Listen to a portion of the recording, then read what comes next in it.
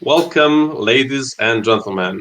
Welcome, friends, to the first episode of Fellowship of Fans Rings of Power Season 1 recap slash retrospect show. My name is Strider, and here with me we have D. Hello. How's everyone doing today? Pretty warm, but it was all right. We have Gregory. Hey guys, stoked to be back with you. Nice to have you back with us. And we have V. Hello, everyone. Glad to be here. Cool. In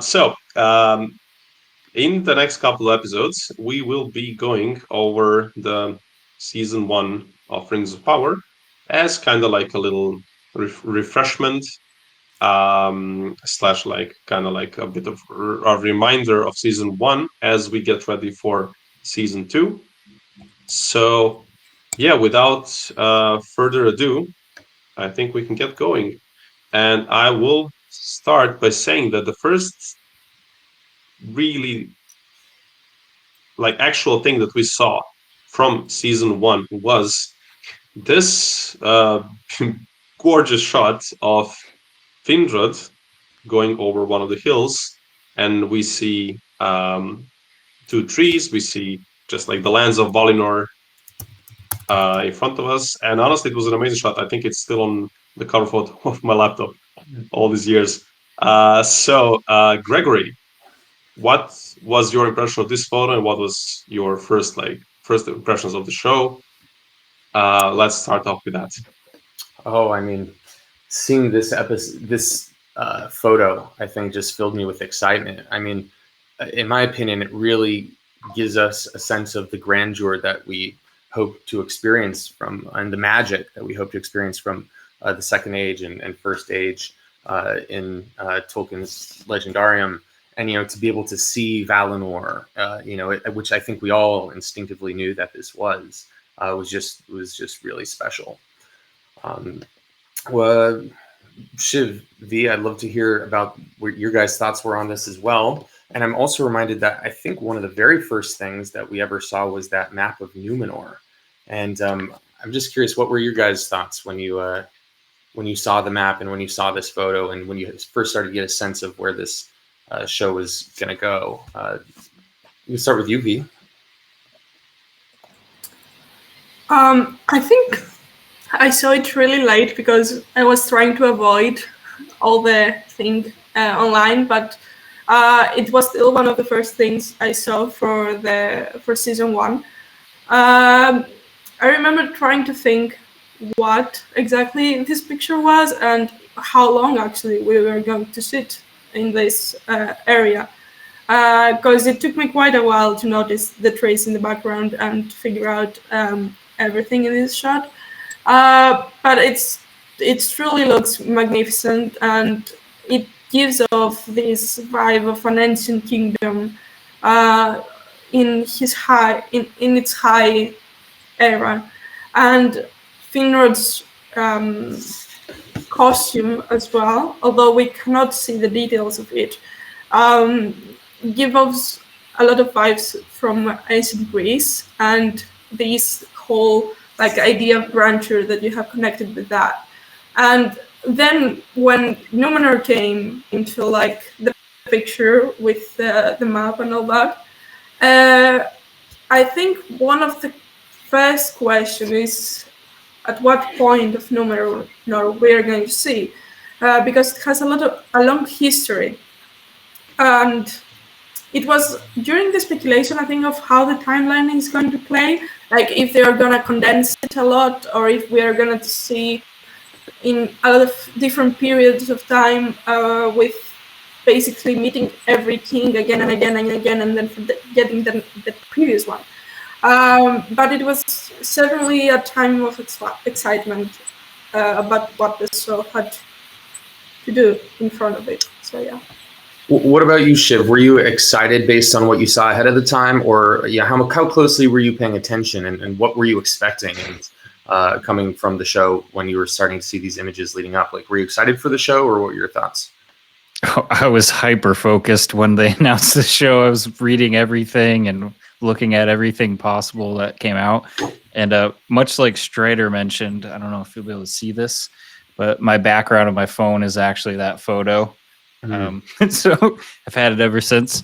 But yeah, what was interesting around this time, going back to this time frame, was I remember all the podcasts and everything saying they don't have the rights. There's going to be nothing other than like second age appendices, and then they dropped this photo, and it kind of like threw everything out the water. Like, holy crap, they could do anything with this show, basically. So from this photo, everyone was like theorizing, like, oh, is there going to be Silmarillion stories in here? And I remember getting like really excited, and I was sold once I saw the trees. I was ready to go, basically. Now let's jump right into the show now. I think, Strider, I'd like to start with you. The first thing we see in the show is, we get the intro music and the intro itself, and then we go into the prologue, and or into the prologue. And I'd love to hear your thoughts on the music. Our one taste of Howard Shore, and what you felt watching it. And, we ended up learning more as this show went along, what it all meant and what it was referencing. How much did you pick up that right away? And what were your thoughts getting introduced to that? Yeah, I think the music sound of the show, music side of the show is absolute top tier. Even though Howard Shore only did the theme of the show, and Bear McCreary did the rest. I think McCreary managed to show respect to what came before, to the movies, while creating something of his own. And like as time goes on, I really like the soundtrack more and more. I do remember, this is an interesting thing to me. Like I remember, I think we got the soundtrack, or it was leaked or whatever, sometime before the show. I think it was first leaked, and then it was released online before the show. And I think I remember hearing like the theme song, and I was actually pretty underwhelmed. I was like, "Is this it? Like, is this is just so mild?" And yeah, I was just disappointed. And then I remember the first time actually I saw the introduction, like the how do you call it, the intro of the series, um, with the theme song and like all that like really cool visuals that we saw. Um, it actually felt so perfect. The theme song, I think, for whatever anyone can say about this show, it has many flaws, but this intro sequence in each episode with the music and the visuals we see on the screen, and for those who are not sure, I guess someone might not know, like those are actual things. Like I forgot how this technique is called, but it is actually possible with the sounds to move on a particular kind of surface, to move like grains of sand, for example, and to use this visual of combination of music that this sand or whatever the grains were, whatever they were from, to illustrate and create this world is like one of the most Tolkienian things ever. So particularly the intro got me so hyped, and I love it so much, because that's how the world was created according to Tolkien's Legendarium, through music. And to have this on the start of every episode is just like 11 out of 10 pure Tolkien stuff. But overall, I think soundtrack is really good. There's some really strong standouts like Numenor and the Dwarven soundtrack. I think they are really good. But overall, all of it. It's Barry Cray did an amazing job, and Howard Shore, who did obviously the soundtracks of the movies, his one was really a big one. I think he really made a very beautiful theme song, and I'm very happy that with everything with the soundtrack, honestly. Yeah, I agree. And you remind me, I don't know if you guys remember watching the behind the scenes of how they made the opening sequence, and how they did everything practically, but I just thought that was super cool. And I think the month before the show came out. But Shiv, what do you think? I mean, on one hand, we have Howard Shore, who's one of the greatest film composers and did such a masterpiece with the original trilogy. And then Bear McCreary comes in and does his thing with the show. Do you think that it was the right move to go in a new direction with a different composer to sort of allow for a different sort of feel from the show, or do you think that they should have stuck with Howard Shore and maintained sort of continuity with the Jackson trilogy? Oh, that is a huge question. I will say, when the soundtrack leaked for the first time and we had all of Bear McCreary's music, I was a little iffy on it, and mainly because I didn't have the context. Like, when you have the music by itself, that's one thing, but when you have the music while the emotion on the screen's happening, totally different. So at first I was very wary. I was like, oh man, this doesn't really feel exactly like Howard Shore. I'll do a side tangent really fast.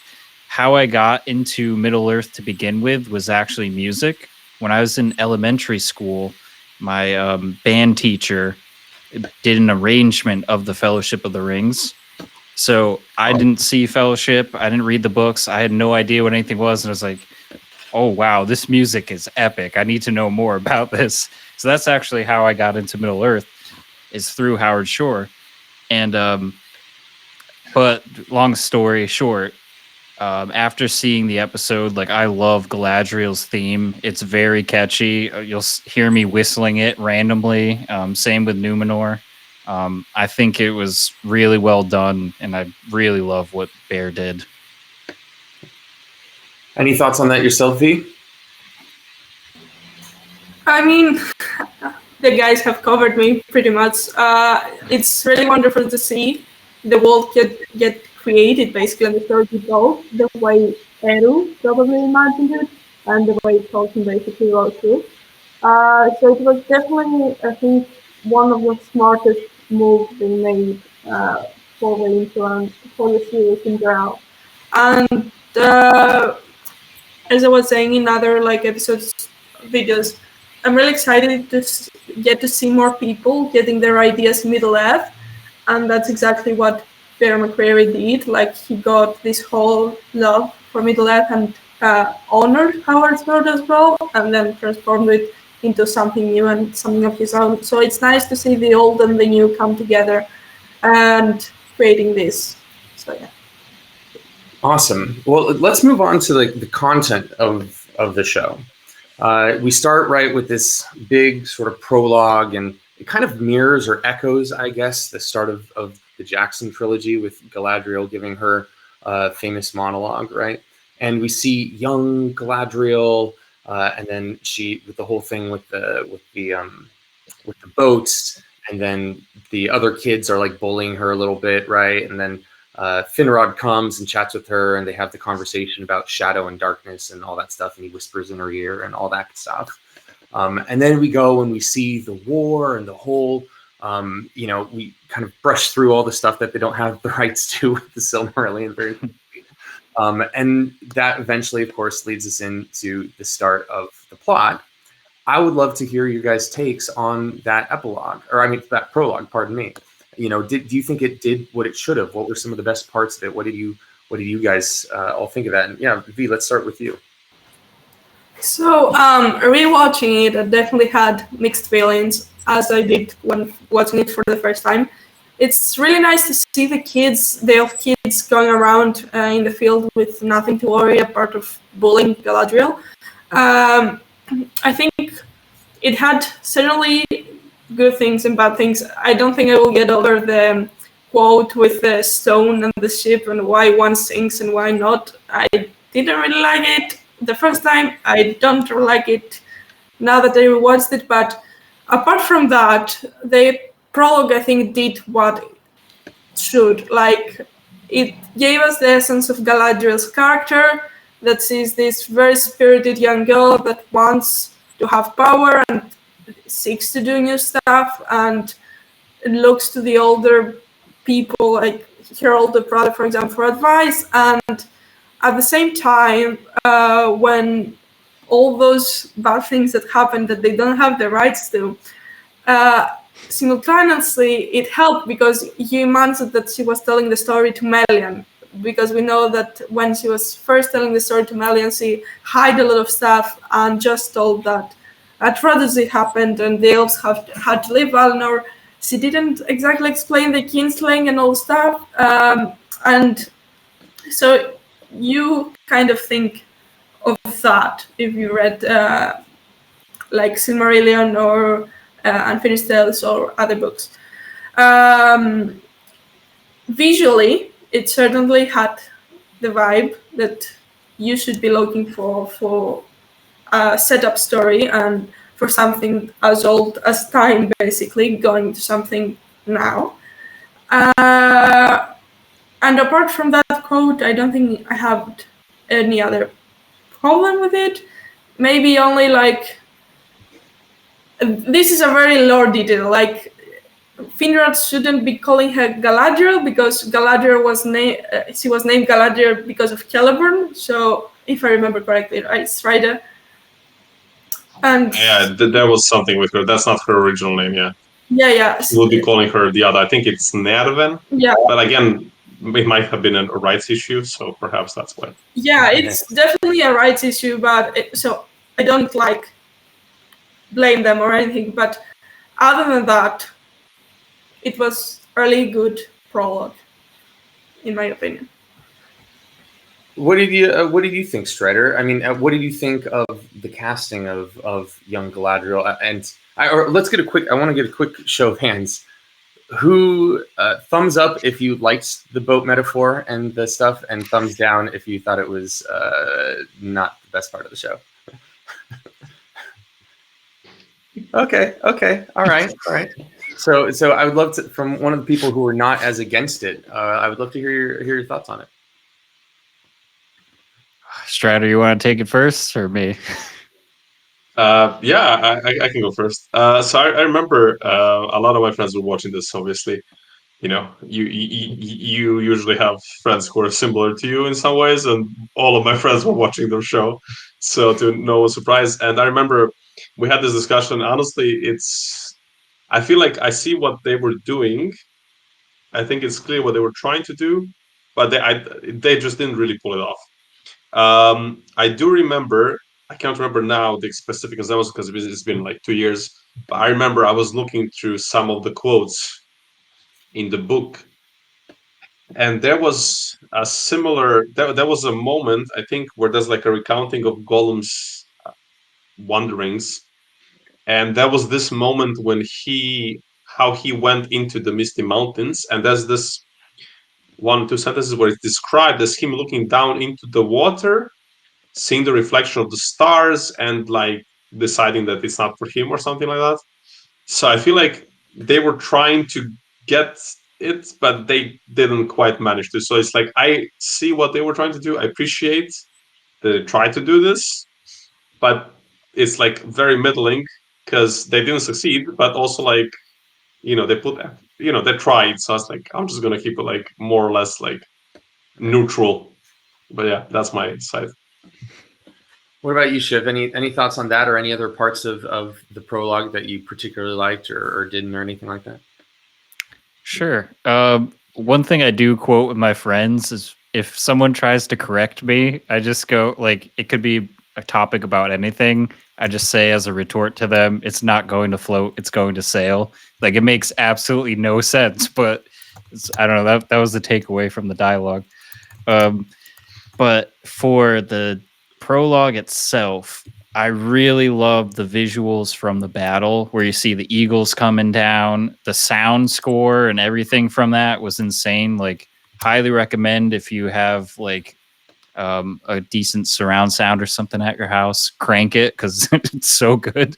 And some people don't know, but there's actually Balrogs in the background during that battle.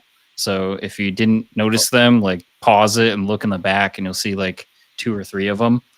So the way I take that scene is, in theory, we should expect something as epic towards the end of the show with the Battle of the Last Alliance. So I look at that as, okay, that was like a snippet of something awesome we're going to get later on. So I'm optimistic. That's a good point.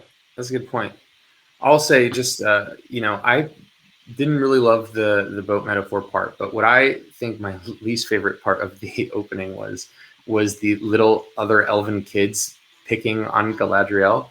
It just seemed so un-Tolkien-esque, and I get that maybe they're like elves are slightly different, but there's something that just felt very like tonally not right about that for me personally. I think if I can just quickly jump in, I think maybe it's because I feel like we haven't really seen actually elvish children. So this was the first time we are seeing them on screen. Maybe that was also like kind of like an uncanny valley in a way. Yeah. Good point. But go ahead. One thing there, I don't know if anyone else made this connection or just me. The kid that picks on her looks awfully similar to the guy when they get to the snow fortress who's basically like, no, I'm not going any further. Like they have the same haircut in my opinion. So I'm like, is it the same guy? Or am I crazy?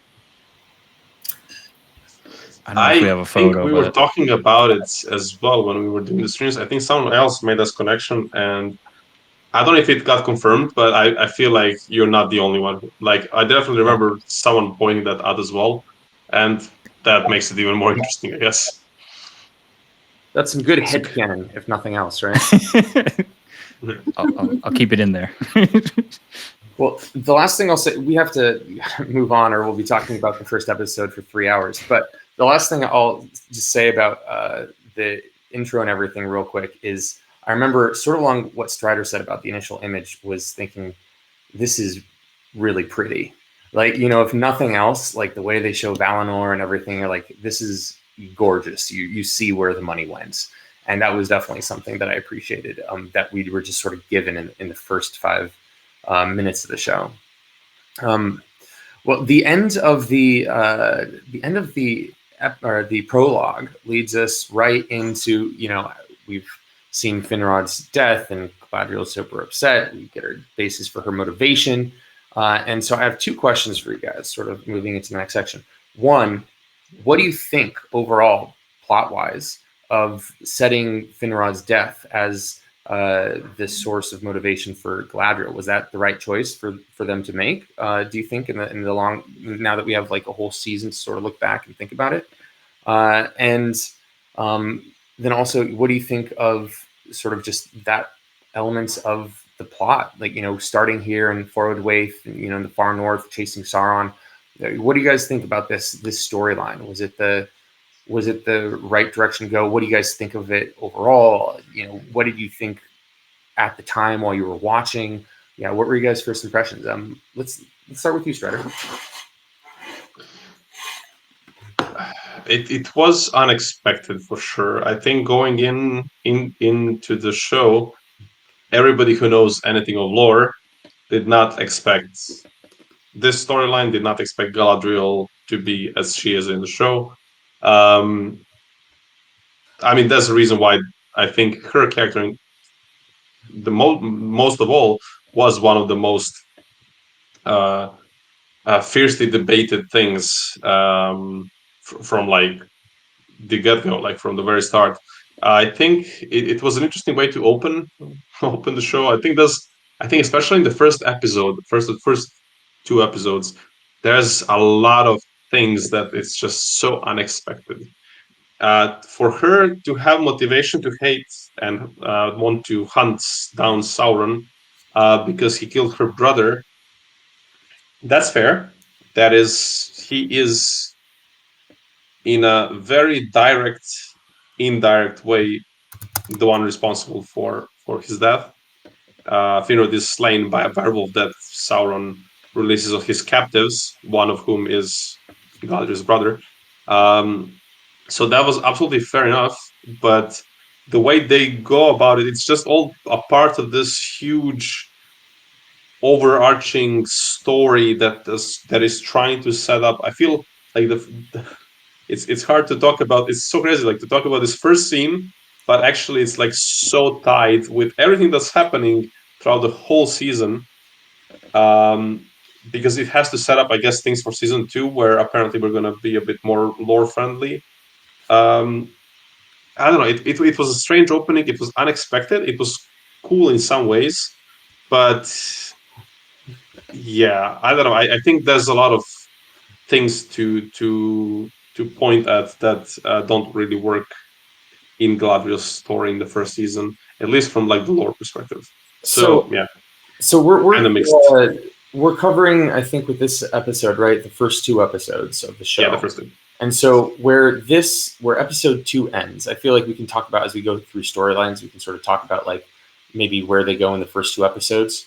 And in that case, with Galadriel, where we end is with Halbrand saving her, I believe, at the end of the second episode, and pulling her out of the water. You know, we haven't gotten to Numenor yet and met, you know, Elendil and all that stuff. But we get that whole Halbrand intro and everything.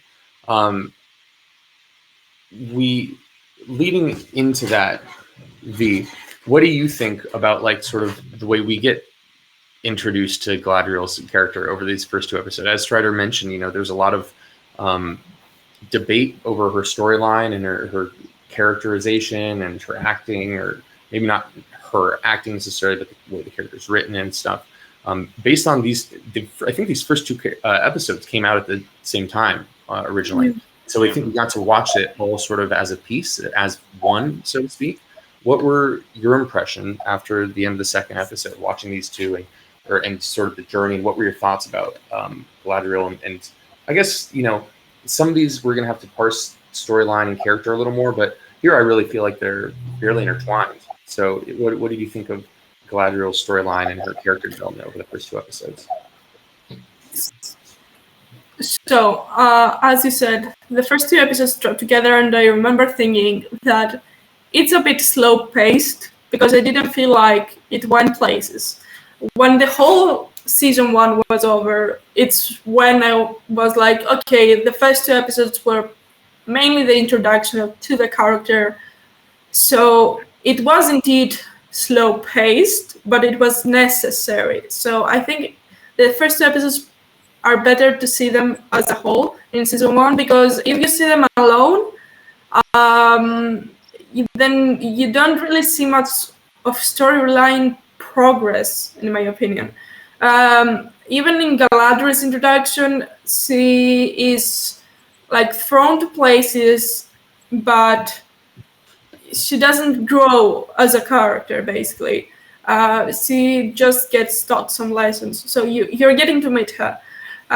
For example, we see her starting with fighting and people bullying her and casting her aside in the prologue. Then you get to the Lindon, and then you see, apart from Elrond, that now the role of Finrod to advise her, Gil-galad is essentially bullying her, casting her aside.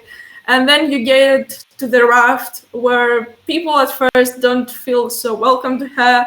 They try to cast her aside, and only Halbrand is the one that eventually like welcomes her in and saves her. Also, her company, like when they are traveling together, everyone is sort of bored of her, casting her aside. So you don't really see something different from other people treating Galadriel. So it feels kind of, you see the character going through this turmoil, so it seems kind of like repetitive and not much of a character growth. But it's important to establish the character, in my opinion, to understand at what point in her life she's right now, how people around her view her, and basically to sort of get an idea of why this character acts that way. It's very unexpected from a lore point, as Strider said, like she lost a bunch of people during the wars, not only Finrod, not only her brother. So I remember in the first 2 episodes, about Galadriel specifically, I was kind of skeptical. I didn't know where it will go, how it will affect the rest of the season, and if they will keep it the same way the rest of the season. So if we are talking strictly about the first 2 episodes, I wasn't so excited, I would say. I was more like cautious, but at the same time, I was seeing that it could go places. It was weird, but it could go places. So yeah. What about you, Shiv? Were you feeling sort of the same way, or were you more excited or less excited? I guess, again, let's keep it with on the sort of the Galadriel thing. We can talk about other storylines in a bit, but with the choice of motivation, and as Lee said about Finrod not being the only person she lost, and they really made that a focus, that it was her brother. And I mean, as we know, like where the heck is, where the heck is her husband and her daughter, right? Like, I mean, anyway, but what are your thoughts on all that? How did you feel? Were you caught up in that, or did you just enjoy the presentation? Tell me what you were thinking. Yeah, overall, like I had a couple of rules of how I'm gonna like approach the show. So I'm looking at it as the entire story needs to be told in order to like fully judge it. So we have 5 seasons. They're trying to build things. Like a big criticism of, like a slight tangent, big criticism of the show, like I was seeing early on, was why are there Harfoots, blah, blah, blah, and people talking about that storyline. I could see them sitting a lot on the Harfoot storyline this season to give weight to the Nori character. Like if she's going off on an adventure with someone like later down the road, it's like, why would we care about her if they're just like, oh, here's this Harfoot and she's with someone right now? This season, I feel like it's building up a lot of foundations for each of the storylines, where eventually it's going to move towards action and future progress. So the way I looked at the season is it felt a little bit slower, but they're building all the characters' foundations for hopefully more action-packed seasons in the future. And then the other quick point is, I know time compression was a big topic of discussion when the show was first coming out. And I'm currently reading The Fall of Numenor, the book that came out like fairly recently. And I think I'm halfway through it. And I can see where the time compression issues could happen, because there's like, there's a handful of I guess you can call them kings in Numenor that happened like during the whole span of this show. But obviously they're going to pick one to kind of go through the entire thing. So with time compression, I see there being like where lore people will have a lot of issues. But if you look at it from like a storyteller, from a show lens, I could see them coming up with these motivations. So if they're like, all right, we got to feed a little bit to the audience. It's all right, Galadriel's mad because Sauron killed her brother. It's like, all right, I get it. I get why she's mad. That's why she's doing all this. That would satisfy an everyday watcher. But for the lore people, I could see them being upset because that doesn't necessarily go with the lore. So I guess I'm kind of on both sides. I know one of the biggest criticisms was just the tone of her character, the anger and everything. Do you think it fit with what you thought was the way Galadriel did that feel out of sort of not right to you, or did you like it that way? Did you think the motivation explained it well enough, or did you find room for that? What were your opinions on that? That's a good question. I personally didn't mind it. Like, I know there's the quotes getting thrown around of like, oh, back in Tolkien's description when she was younger was the Amazonian like disposition. I could see her, like, if you want to have a cool story arc for someone or character growth, okay, cool. She's going to start the season with like a lot of anger and stuff. And then by the end, hopefully we see the Galadriel we know from the Peter Jackson films. And one episode in particular later on in season 1, I feel like you get a glimpse of it. And when she's speaking with Theo later on, and Theo's kind of saying some things that may be seen as immature or like lack of experience, she acts as like a great mentor in that scene. So I'm like, okay, I can see a glimpse of how Galadriel will act in the future. So I personally didn't mind it, but I can see where some people would be upset or confused. What about you, Strider? Any thoughts on that? Yeah. So first of all, I think it's very important to say that, at least for me, Morphy Clark, the actress who is Galadriel in this show, I think she was a great piece of casting. I think she did a really good job, and I remember trying to finding a nice photo, but I'm not sure I managed. The scene where when she comes back from the north, and then she's talking with Elrond in that like forest that they have. I feel like there was a moment. It's like maybe like 20 or so minutes in the first episode. Um, Her voice, her face, she looked so good. Like she looked like I was like, okay, this is Galadriel. She did something with her voice that really. It's not this scene. It's like one of the scenes just after this. It's like during the night, and I as know she what you're talking speaks, and about. she's. And it was also interesting because this was one of the few, maybe the only moment in the whole season where she doesn't feel like she needs to be on a defensive, where she can be an open person. And it's with her friend Elrond. And she has this just a few lines, and it just felt so much like Galadriel. But then for the rest of the season, she is. I mean, I guess I understand where they're going with it. Like they want to give her a character arc, and by the end of the show, she will have to be, if not exactly this person from the Lord of the Rings, because there's still some time to go after the Battle of the Last Alliance, but still, she will be way closer to that. And but still, I do feel like they went a bit too far. Whether it's a combination of actresses' choices based on what she was given, whether it's the writing. I think the writing definitely could have been better. I think a lot of characters in the show could have benefited from better writing, or maybe if the maybe editing was the issue. Maybe some key scenes had to be cut, so they had to like make some shortcuts within character development. I don't know, but I think Galadriel overall, I think it's great casting, a lot of potential. I really hope that Morphy Clark gets better, also a bit more lore friendly material to go off of. Let's But yeah.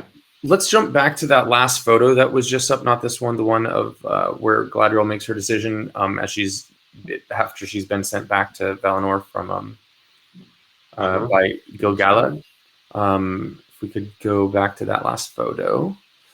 While we're waiting for that to pop up, though, Strider, I really wanted to get your opinion on that moment, that moment of Galadriel on her way back to Valinor, and then her opinion shifting and jumping off the boat. For all just my little 2 cents on it, I thought aesthetically it was just one of the most beautiful moments of the show, which is why I want to go back to that last photo. But as far as plot wise and stuff, I'm curious to hear your thoughts on it. I think they did a really cool job with like creating this. There it is. Amazing, ethereal, divine image. I feel like it's maybe not completely on point because I know actually. Sorry, scratch that. It is. I was going to make a comment about numero, but no, actually, it is completely on point. At some point during the first age, the Valar create these like series of islands that get like very magically confusing, and I guess that's kind of like what they were combining here, as well as those famous quotes. Famous quote from the movies, which is in another place in the books, but like the gray rain curtain of this world or something. So I mean, this scene was gorgeous, amazing, beautiful, angelic, absolutely on point. Whether it's completely based on lore, that can be debated, but it was really beautiful to see, and in the context of the show, it does fit really well. Do Shiv, V, do either of you have any thoughts about there's such an inflection point in the show in terms of our main character, at least mostly main character, and what's going on? Do you guys have any particular reaction to this or strong reaction to this? So if you don't have a problem with going first, so it might seem irrational of her jumping in the water, but when getting the context that not only she has an oath to fulfill, and we know what oaths mean to elves, but she also has that maybe last ray of hope or last ray of vengeance for her husband that we later learn that actually exists in the universe. Because until her mentioning Elrond to Theo, we weren't even sure that he existed at this point yet in her life. So I think what they've done with Galadriel, they've used a lot of subcontext that they haven't really told in their story. Like, they've used a lot of parts of the lore that you have to read a bit to know, and they used a lot of future scenes that we might even see in season 2.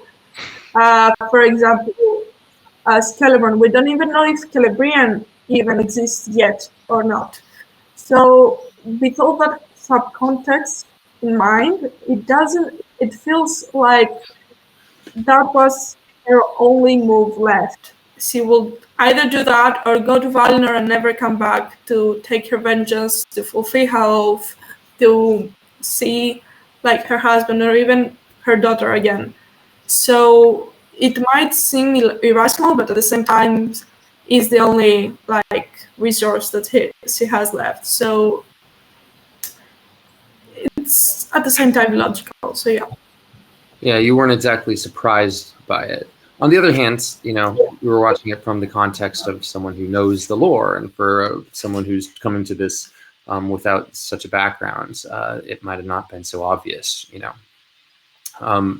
Well, I think we've done a pretty good job talking about Galadriel and her storyline, at least through this first episode. I'd love to, just for the sake of time, move on and talk about some of the other stuff. I think it might be fun to kind of keep it with the elves first, but as we know, they don't exist in a bubble. They sort of end up in their interactions with men sort of across the board. So I think that there's one interesting one to me that I want to start with, and I want to get your guys' opinion on Arondir and Bronwyn in that story, which, you know, we get introduced to it in the first episode, and it's a elf and human relationship, which, as we know, is very rare in the world of Tolkien. And so what were you guys' takes on them choosing to explore that dynamic? And did you like it? Did you like the actors? Did you like the storyline? And, you know, at least the start of it, as we got to see in the episodes 1 and 2. Shiv, why don't we start with you?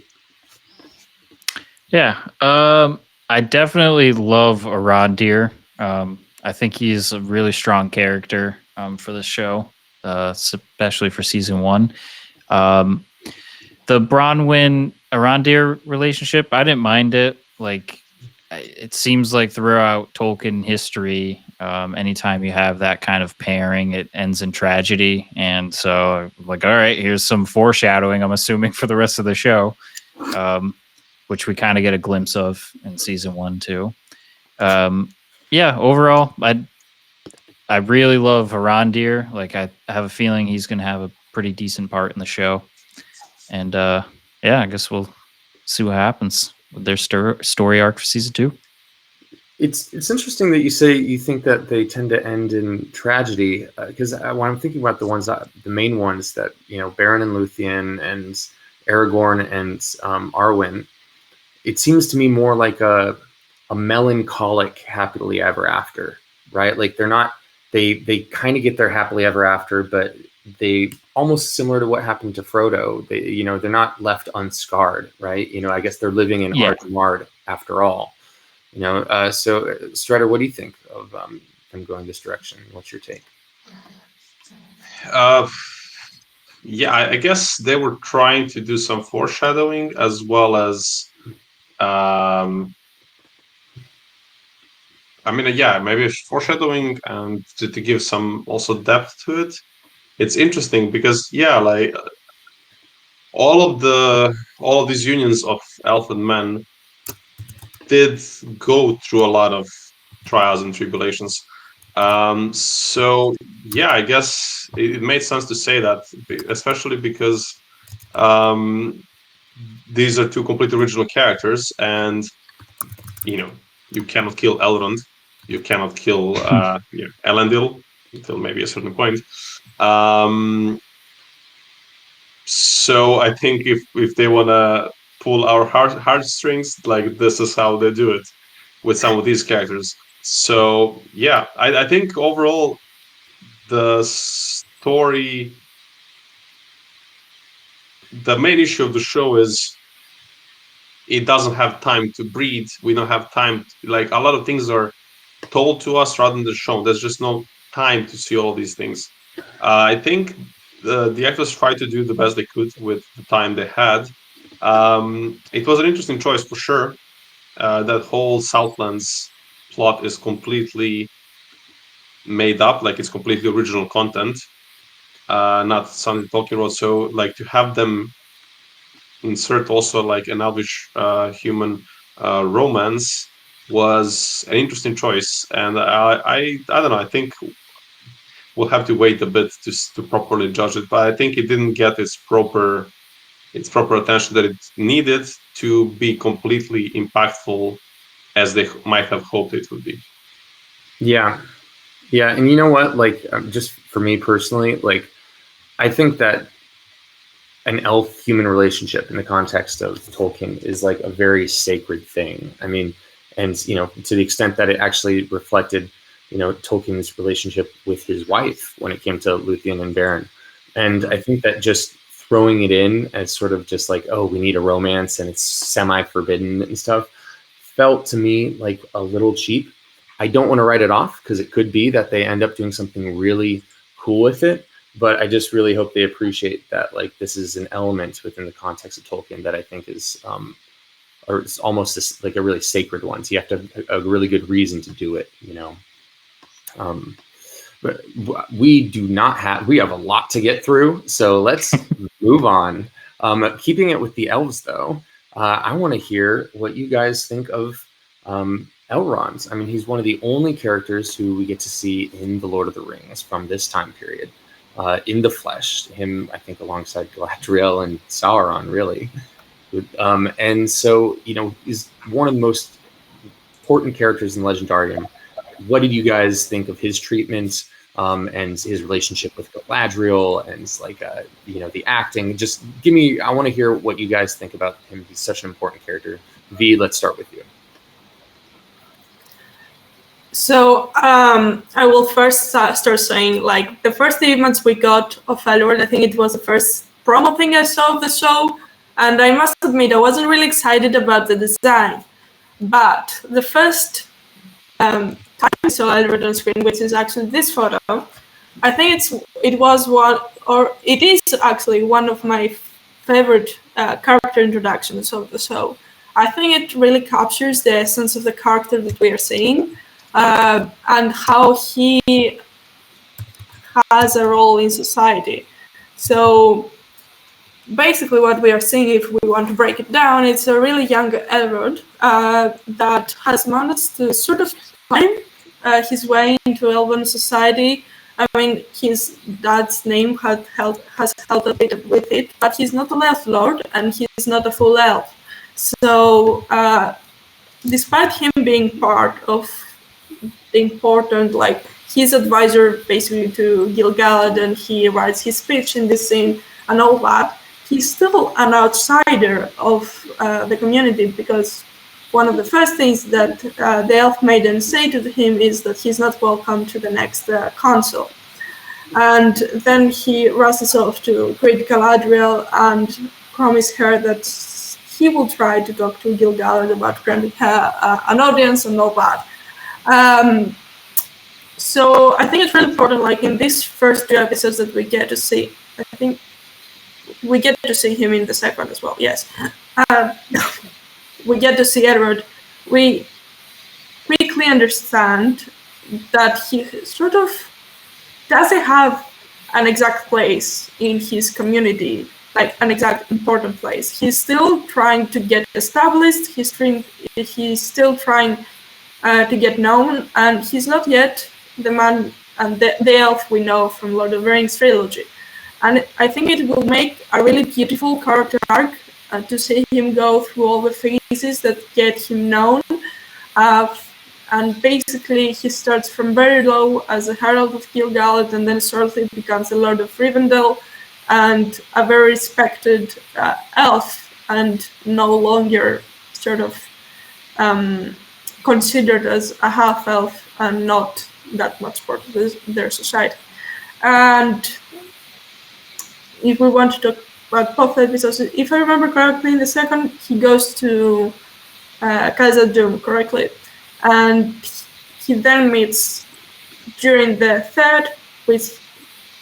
fourth, who is his beloved friend, but he also has a problem with him again, because he has forgotten to visit him in so long time, and he managed to overturn that by basically playing the diplomat that he is. So I think in these first 2 episodes of his introduction, they got to really flesh him out very good as a very intelligent young elf that tries to find his place in the high society of elves, and at the same time has a love for other beings outside of his race and other interests. And along with Durin and Disa, I think it's my favorite storyline of the whole season, and probably the whole show. I really want to see where these 3 will go for next season, and I hope they will keep them around for a long time. So yeah. What about you, Strider? What do you think about Elrond? I love Elrond. I love this character in this show. He is absolutely one of my favorites. The cool thing about him is, and it came up a lot as the first season was going on, and especially after this introduction to him as kind of like an underdog. To be very clear, Elrond, being who he is through his bloodline and all of that, should not be some random elf. He is by default basically like the guy has a claim to be the High King of the Noldor if he wants to after Gil-galad. The fact that they put him into this underdog position, I mean, again, they want to give character arcs to the characters. So I guess that's one of the reasons for this twist. But still, this famous quote was going on as, he is as mighty as a warrior of old, as wise as, I don't know, a wizard, as warm as summer. And we haven't seen this side of him in the movies. Not as much. A bit in The Hobbit. A bit of it in The Hobbit when he meets Bilbo. But still, Robert Armayo, he took the ball and ran with it. He understood the assignment. We know from one of the first interviews with him that when he learned, okay, I'm cast as Elrond, he is the lore master. Okay, I got it. He went on and just read through everything he could, trying to become the lore master. And that, I think it really shows, he really plays him with this warmth and depth to the character.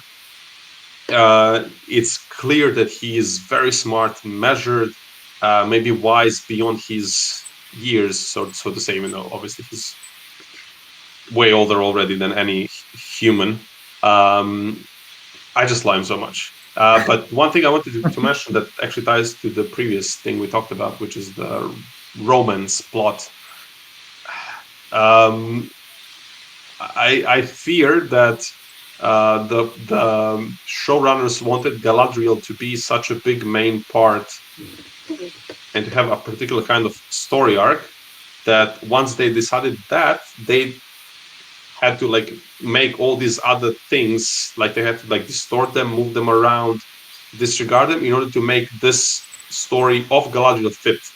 The thing I'm talking about here is we had already a perfect romance plot right in the show, which was Elrond and Galadriel's daughter Celebrian, who we have no mention of her, which really implies that she might not yet be born, which poses a lot of interesting problems in the future seasons if they do decide to get her in the show.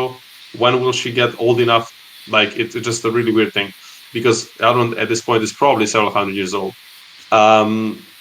So I feel like that might have been a missed chance. Also, the fact that it's not Elrond who goes to Numenor. If I was doing the show, Elrond would go to Numenor, because Elrond is the brother of the first king of Numenor. Galadriel is like a distant cousin of that first king. So I feel like there was a lot of missed opportunities with his character, but nonetheless, the character we got, played by Robert Romeo as it was played, is an absolute delight, honestly. I just love him so much. He's one of my favorite parts of the show, and hell yeah. Some really, really good points there, Strider. Yeah, I like Robert as well, and I also, I hadn't really thought about him going to Numenor part, but you're so right about missed opportunities, and I think maybe that is one of the themes of this show. Unfortunately, is some missed opportunities, at least from our perspective as an audience, or maybe particularly as people who are big Lord of the Rings fans. But I want to kind of touch on elves as a whole. Now that we've talked about, I guess, really the two most important ones, specifically, Elrond and Galadriel. We have these other characters, Celebrimbor and Gil-galad, who are, famous from lore and stuff. I think those are the two main other ones. But just in general, Shiv, what do you think of the treatment of the elves in the show? Both, I guess, those two characters and their plot lines, but also the tone and the hair and I would just love to hear whether or not you think that this. Do you agree with the way that the showrunners done it, or would you have done it differently yourself? Or what are your thoughts about the elves as a whole? And of course, please feel free to bring us into the specifics if you'd like. Sure. I actually really love Benjamin Walker as Gil-galad. When he does the speech of granting like the soldiers to go and Galadriel to go back to Valinor, like I felt like he had like a really strong presence, and you can kind of feel the nobleness, I guess. I don't know if that's a word, but the nobility. You could feel that with him and his portrayal. And I absolutely love Celebrimbor and Charles Edwards' depiction, because he does a lot of subtle acting, I feel like, and he just really lets the scene sit, and I love seeing that, like him explaining Feanor's hammer. Like I loved everything Celebrimbor's been in, so I'm hoping season 2 has a lot more of him, because I know his story arc, like his character arc, requires more Celebrimbor time. But overall, yeah, I feel like I know there's some controversy of the Galadriel depiction, but I feel like overall the show's done a great job for the majority of the elves depictions.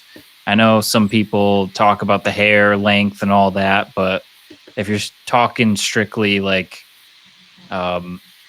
portrayal, I think they do a pretty good job of acting all the main elf characters, at least in my opinion.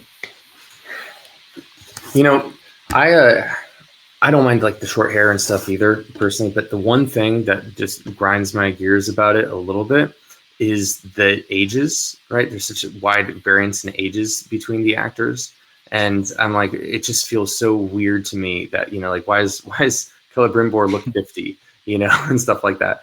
But that's, I don't know, maybe that's not a big deal in the long term. It's just something that for me stood out. But I definitely think there's some strong performances among the actors. Guys, we're running close to an hour already, and we have some major stuff to cover. So this is what I propose. Let's go through the next couple storylines, just some like real quick.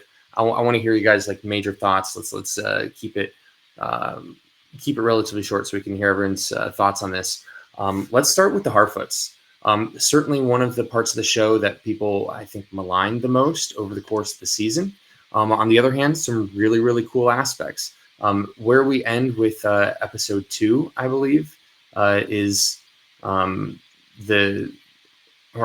don't remember exactly where that ends in season 2, but I know that we've already had, meeting the stranger and the fireflies, and certainly got our introduction.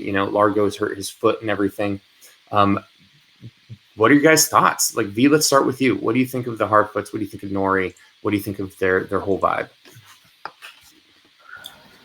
I mean, I was certainly taken aback when I realized first that we are certainly seeing proto hobbits for the first time on the screen.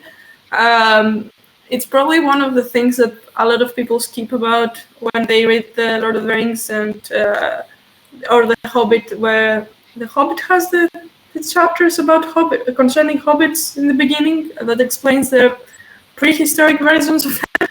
I think it's that. But it was a fairly interesting and innovating idea for me, I guess, because I don't think anyone would have guessed that they will bring hobbits along, Harfoots. So it's really interesting. I really want to see where the plot with the Strange will go. It wasn't one of the favorite plots of mine during the episodes, I must admit, but it brings to the show this feeling of like a simpler life that people must crave, must look upon, and then this sudden change with the stranger coming along that disturbs the peace. It's very Tolkienian as a story, and it's certainly, I don't know, like I want to see where it goes. I will always support that the stranger is a blue wizard. I really want them to do the blue wizards. But at the same time, I understand why people believe he's Gandalf. I guess we will have to wait and see. It's one of the storylines I believe people will mostly understand and love when it's fully complete and towards the end of the show. So yeah. Now, bringing it back to the first two episodes here, I think at this point we were not in any way sure who the stranger was. We certainly, I don't think, there were some people were whispering that he might be a wizard for obvious reasons, but it was not known at this point. I would love to hear, like, what were your guys' theories at this point? Shiv or Strider, either of you feel to jump in. What were you guys thinking? For me personally, I was lost. I had no idea. Every time I'd be like, "Oh, I think it might be Sauron," and then something happens, like, "Oh, it's a wizard." I pretty much just gave up. I'm like, "All right, they can tell me when they want." One small thing I did want to point about the previous conversation is, a lot of time when you think of the humor in the show, you often go towards the Elrond Durin relationship. Like, there's a lot of humor in Khazad-dûm, but I think someone that's slept on in this show is Dylan Smith as Largo, the father of Nori. He has a lot of like one-liners in the background that are usually hilarious. So if you happen to rewatch the show, like, check out some of the, like, he was like, "Oh, there's your problem there. Wheels are supposed to be round." Like, there's really like one-off jokes everywhere that are pretty funny. So just to give him a shout out. What about you, Strider? I want to hear your take both on the stranger and what you were thinking, but also your thought on the Harfoots so far. So yeah, the Harfoots seem to be, I guess, a necessary evil, in a sense that I think the show would have benefited without having them. As in, again, we'll have to wait and see how this storyline will tie in with everything else, because obviously it has to at some point, because it has the stranger, who is obviously one of these Istari. We have to see which one, but and so on and so on. But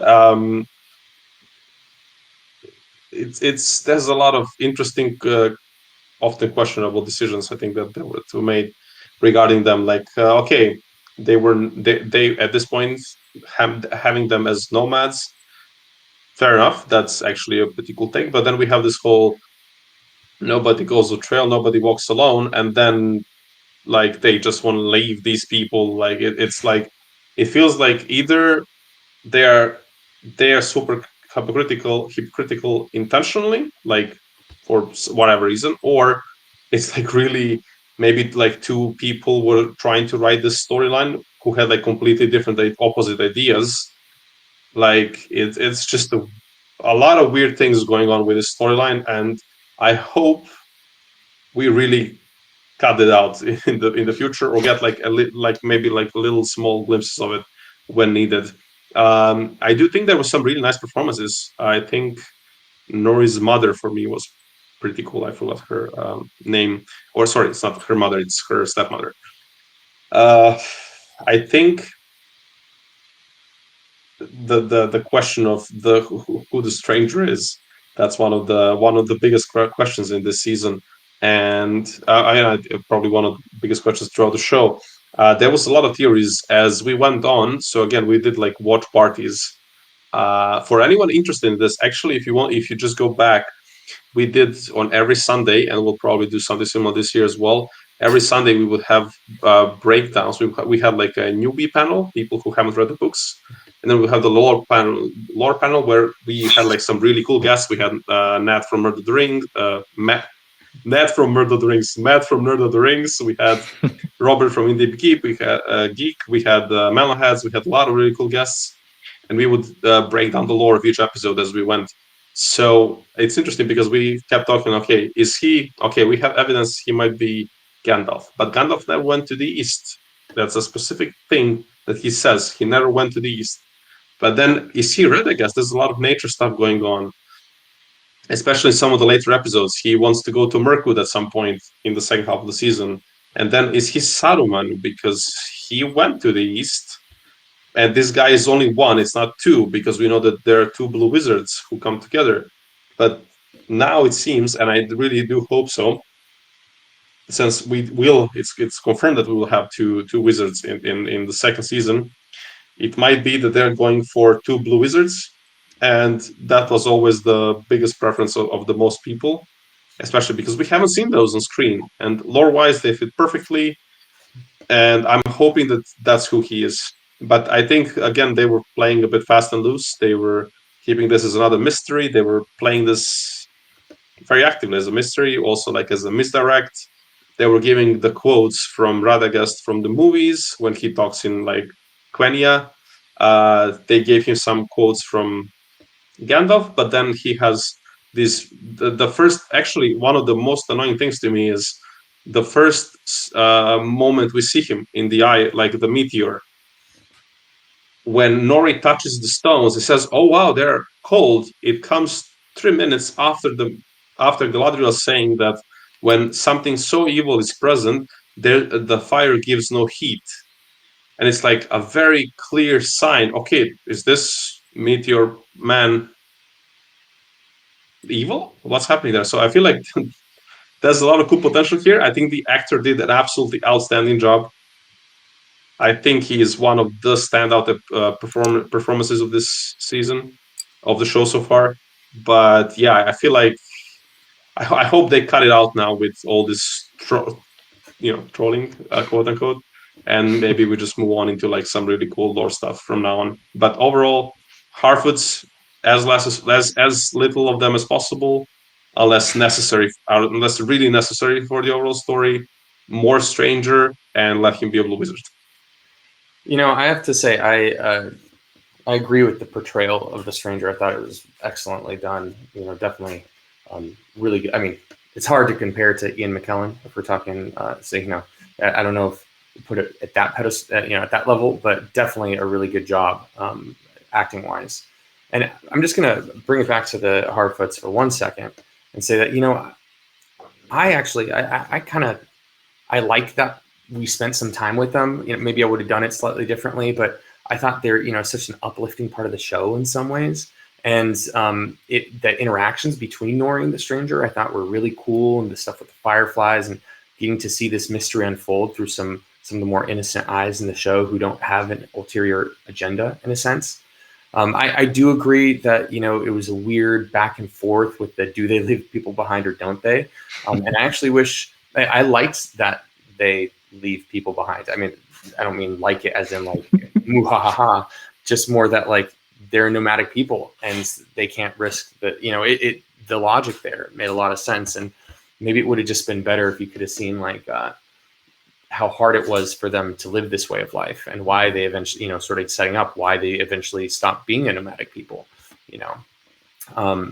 But anyway, we have one last big thing that we got to talk about, and if we don't, then a particular friend of the show will probably kill us with a big hammer or axe, and that is the dwarves.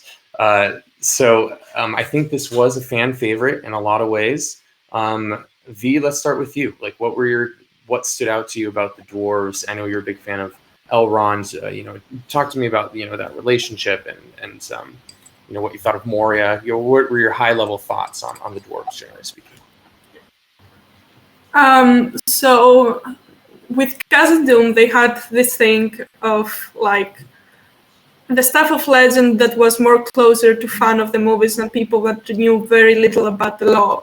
So Moria is mentioned a lot during the Hobbit trilogy and the Lord of the Rings trilogy, and we see the ruins of Khazad-dûm during the trilogy. So I think it's one of the places that of ancient times of Middle Earth that people would be more excited to see because they've seen the ruins of it and they know the idea of it and how reminiscent the dwarves were of this place.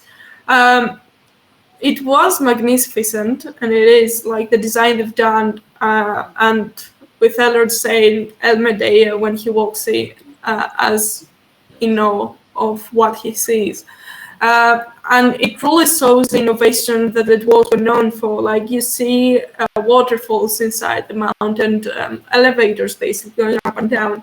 And this really rich society inside the mountain getting the best out of it. So I think the design does justice to the legends and the dwarves as well. Like their armors, the way they go around, it was amazing. And I really loved that they gave us also a piece of their culture with the rite of singing Tag that Edward invoked. So in these first two episodes, actually in one episode, I think it was only episode 2, you get to really see a lot of the Dwarven kingdom, and in a really beautiful way. I don't think they wasted a minute there, like honestly. Even the ending of episode 2 that basically reveals that the Jurians are holding a secret in a box that a lot of people were going around, oh, is it a ring or is it like some secret door, or like, I don't think a lot of people guessed that it was Mithril, to be honest, but it's really interesting it was. And the friendship between Elrond and Durin and how they built it from there, it's so amazing. And it's also the first time we understand how the elven years work. Like we have these creatures that live for thousands of years, and for them, time passes very slowly. They don't understand the passage of time as well as dwarves. And I think it's the first time that they really touched upon it and how it affects people around them. And it was really good and beautiful to see how also Durin got over it and how Disa helped with that. I think Disa was an absolute gem as well of a character. Sofia Nomada did an amazing job with her. The only thing I would change, I would want a little more beer around her. Like the little cider that she had, it wasn't enough for me. And I think a lot of people it's the main criticism I've seen of dwarves. Like the women didn't have enough beards. But overall, it was amazing. The costumes were amazing as well. Like it really gave off that, when we say the dwarves are Art Deco and the elves are Art Nouveau, and you can see this really come to screen with Edward and Durin being next to each other. So yeah, that's the idea of it. What about you, gentlemen? Anything that you particularly want to add about the dwarves? Either of you, feel free to jump in if you guys have some good stuff to add to that. Shiv, you want to go first? Pretty much, I would just echo everything V said. The friendship was, I think, one of the highlights of the show.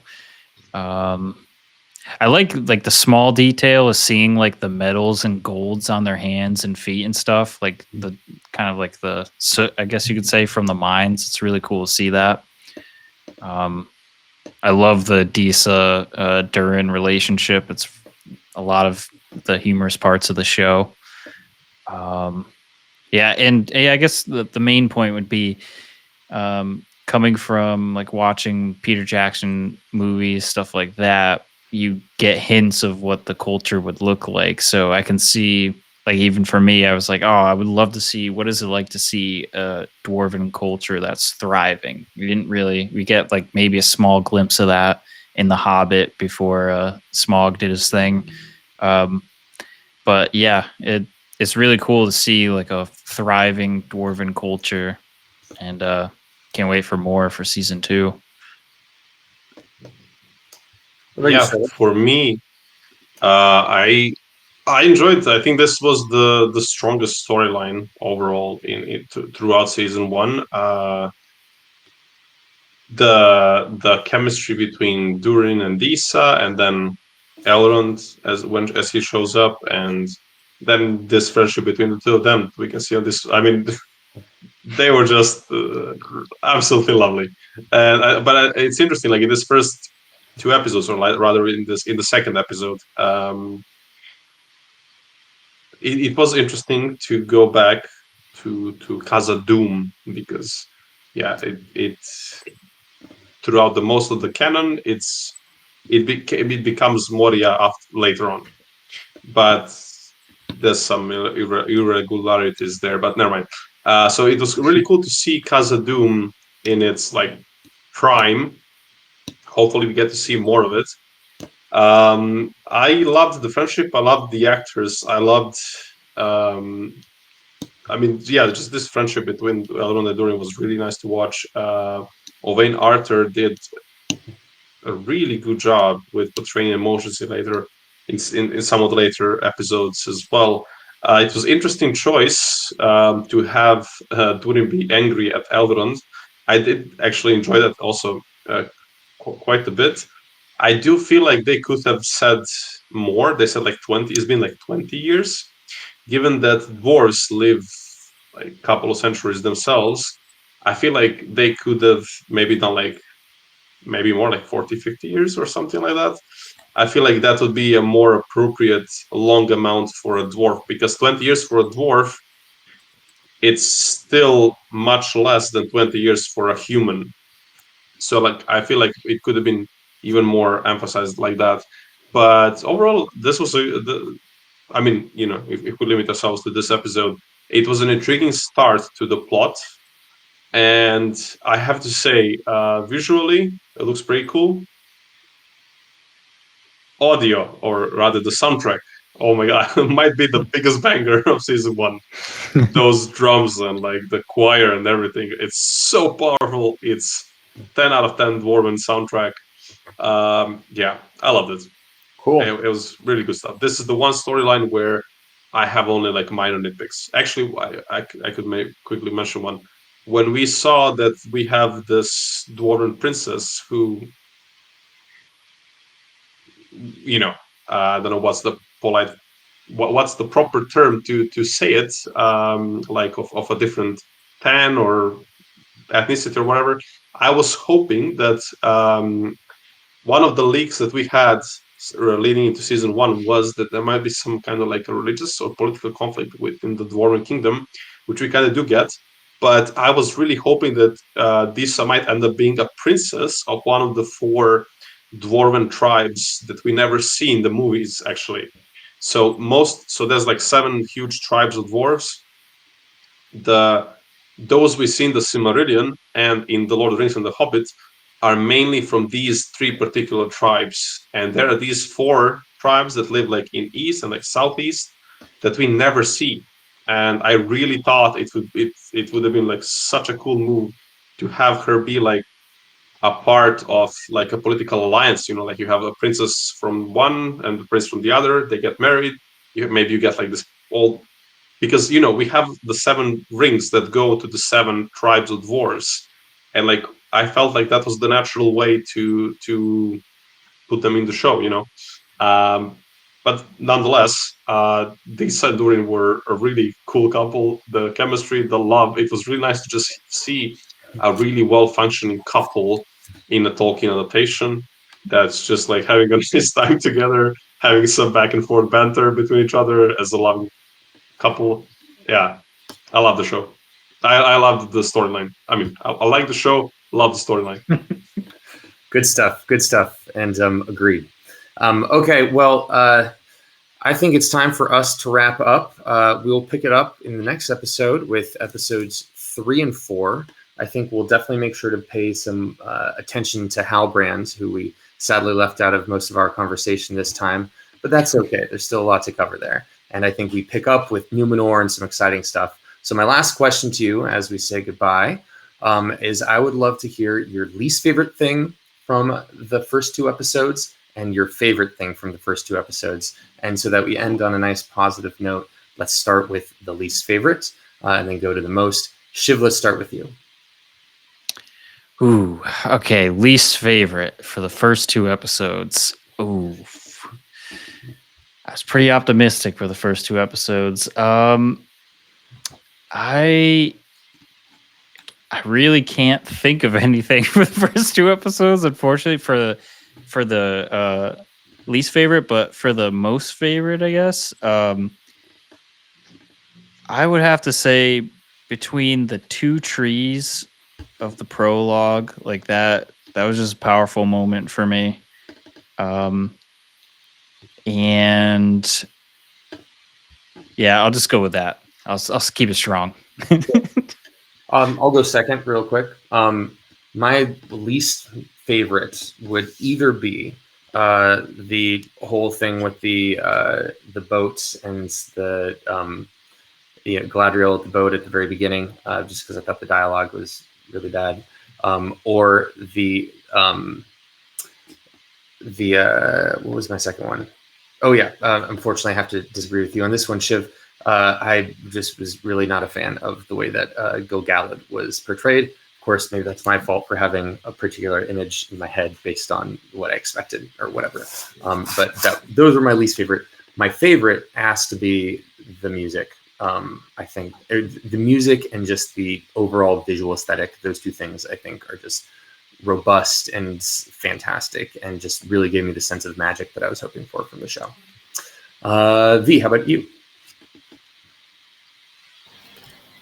So I will also choose the quote as my least favorite, like with the boat and the stone from the beginning with the Galadriel and Finrod.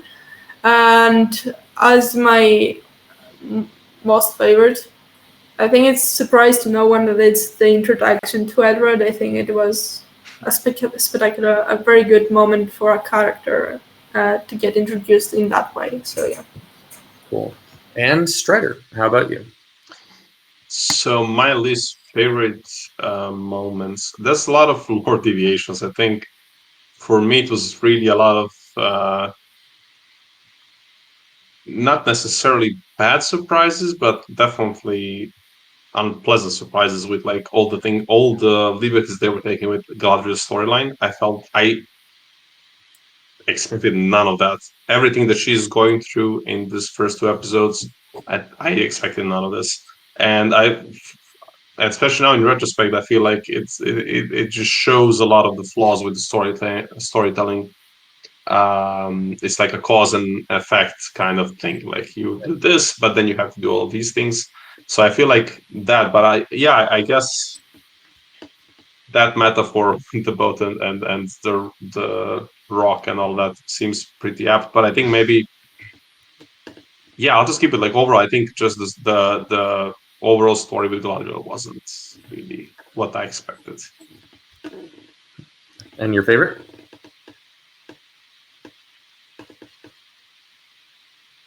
Strider? I mean, I guess I can start off maybe with also my favorite part. I I mean, the soundtrack, absolutely amazing. There was a lot of cool visuals. The intro scene is really nice. I feel like maybe the music is the best one, but I am giving a quick shout out also like to Durin and Lisa, who were pretty wholesome, and Elrond, like this little trio that just becomes cooler and more heartwarming throughout the whole season. I feel like that's a big. Those two are probably like the big high points. That's a really good point, Strider. All right, well, everybody, thanks the three of you for joining us today, and Strider for taking care of all the videos and everything. Shout out to all of our Thank you comrades for hosting. here today. What's that? Thank you for hosting. Oh yeah, my pleasure. And we will see you guys on the next one. Thanks for joining us.